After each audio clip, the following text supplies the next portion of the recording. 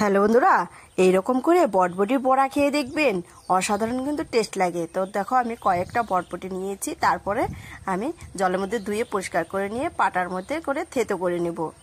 এইরকম করে বড়াটা খেয়ে দেখবেন, অসাধারণ টেস্ট লাগে। দেখো তো বটবটি তো আমার থেতো করা হয়ে গেছে। তারপরে এইদিকে মসুরির ডাল আর আতপ চাল আমি ভিজিয়ে রেখেছিলাম, এটাকে এখন আধ বাটা করে আমি বেটে নেব।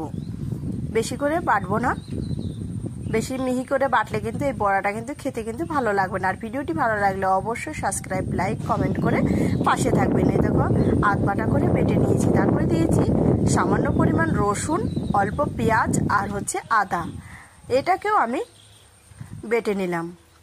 স্বাদ মতো লবণ আর হলুদের গুঁড়ো দিয়ে দিচ্ছি, আর সামান্য সর্ষের তেল দিয়ে দিব। এটাকে এখন হাতেই মাখতে হবে। আর দেখো আমি আগে কাঁচা লঙ্কা বাটা দিতে ভুলে গেছিলাম, তাই কাঁচা লঙ্কাটা পরে দিয়ে মেখে নিচ্ছি। তারপরে এদিকে কড়াইয়ের মধ্যে তেল দিয়ে দিলাম, গরম হয়ে গেলে নেড়ে চেড়ে দিব আর বড়াগুলা দিয়ে এপিস্ট ওপিস্ট করে ভেজে নামিয়ে ফেলবো। গরম ভাতের সাথে জাস্ট জমে যাবে। তাহলে এইরকম বড়া খেতে কার কার ভালো লাগে অবশ্যই একটু বলবেন।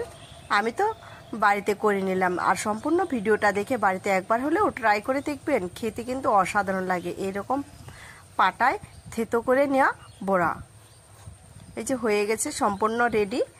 আর কেমন হয়েছে অবশ্যই